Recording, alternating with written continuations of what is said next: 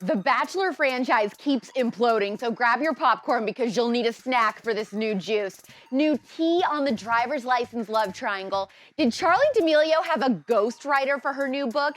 And a teachers union president in California is caught red-handed with hypocrisy. Plus, I have a huge announcement, so make sure you stick around till the end. I'm AlexClark, and this is POPlitics.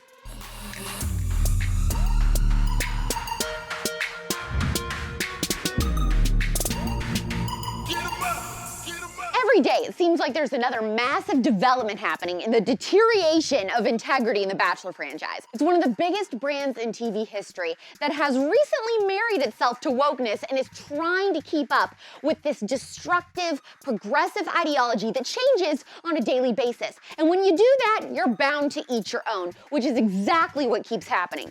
Case in point, Taylor Nolan. You should be ashamed of yourself. You need to get woke. Besides Rachel Lindsay, Taylor Nolan, who's from Nick Viall's season of The Bachelor and briefly got engaged to Derek Peth on Bachelor in Paradise, is a mental health counselor who's made her entire brand with the Rachel Lindsay model. She has her pronouns in her bio, she's been leading the Fire Chris Harrison Brigade, and even posted this now extremely awkward picture of her saying, "Just because you didn't think it was racism before 2020 does not mean that it wasn't." Karma, chameleon.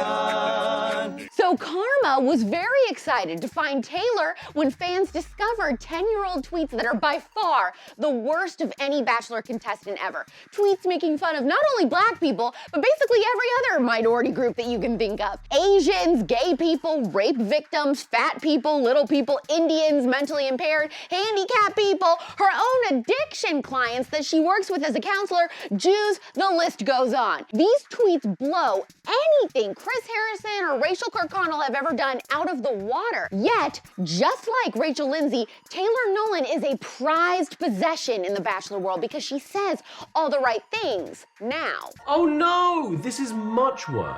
Taylor's apology, though, is what really has us shaking our heads because it is the rudest, most smug, self-congratulatory thing I've ever seen. Nobody ever said anything to me. Nobody in my circles, nobody in academia, nobody ever called those things to my attention, but I decided to do that work. I decided to unpack all those things. That's the work that I've been doing the last 10 years of my life. So they don't take away from that work. They're literally how I got to doing this work.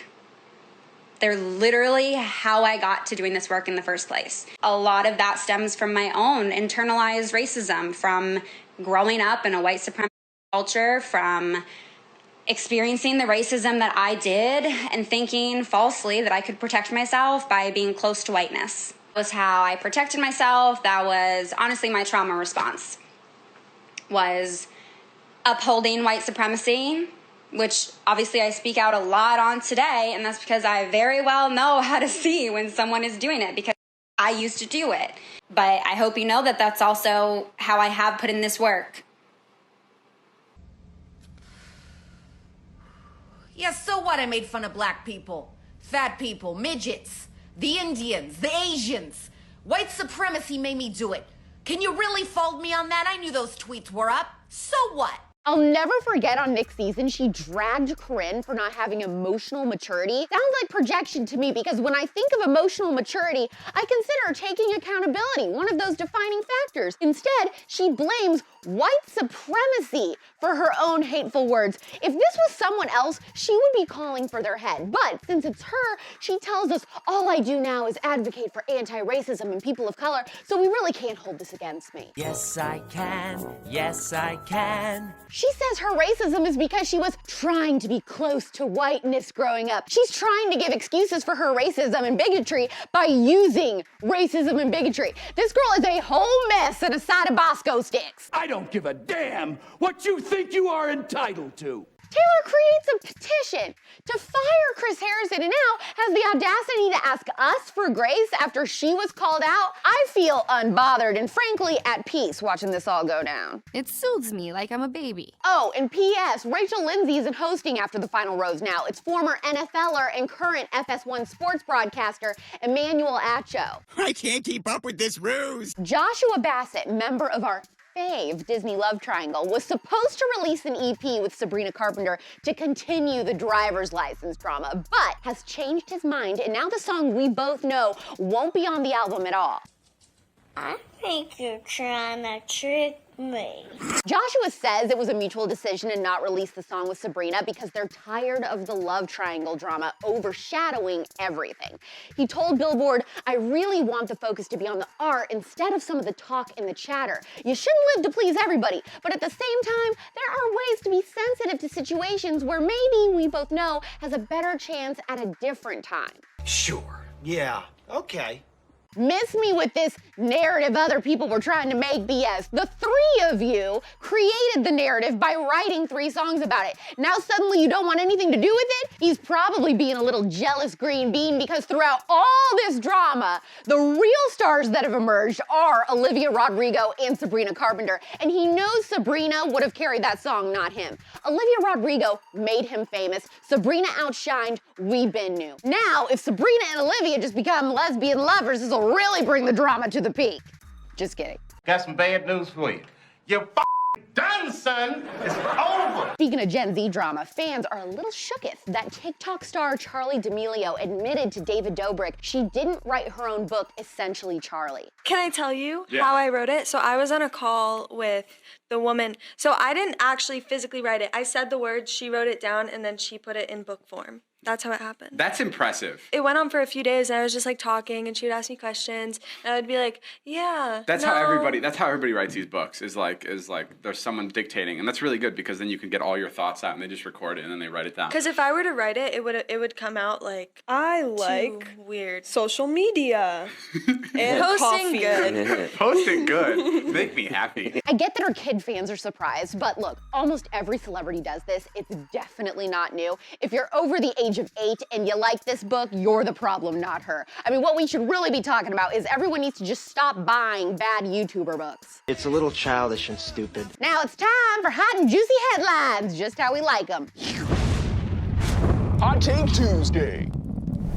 Page 6 reported that Armie Hammer moved out of his LA home in the dead of night. And the choice of words for this headline alone made me cackle. In the dead of night. I mean, the vampire narrative is so strong. He has places to go and people to eat. No time to waste.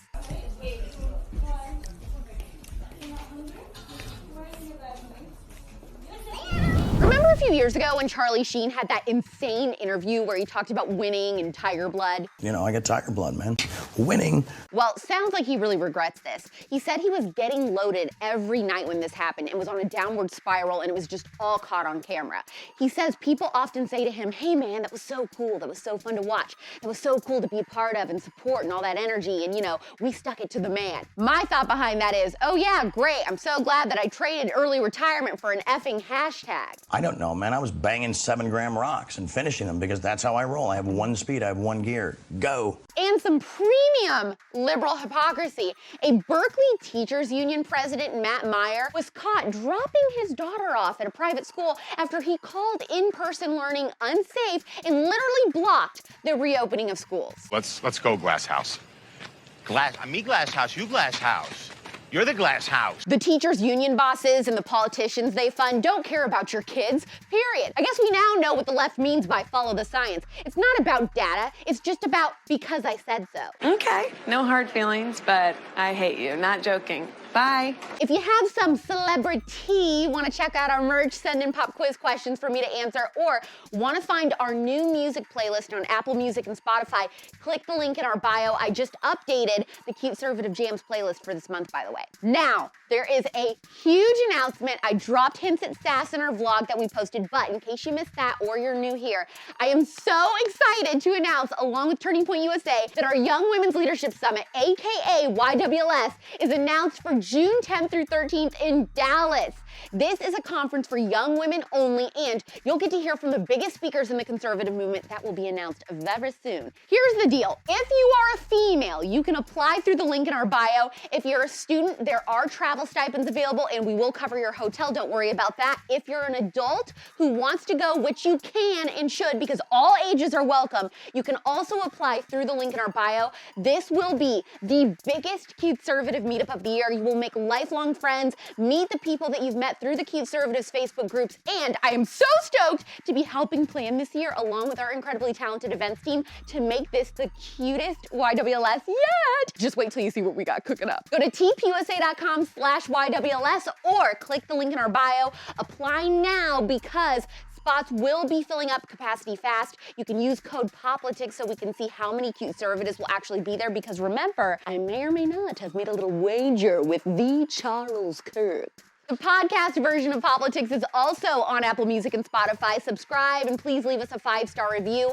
Make sure that you like this episode. Tell me what you think about Taylor Nolan and this California School Teachers Union guy. Share this episode to your stories, hit that save button, apply to YWLS.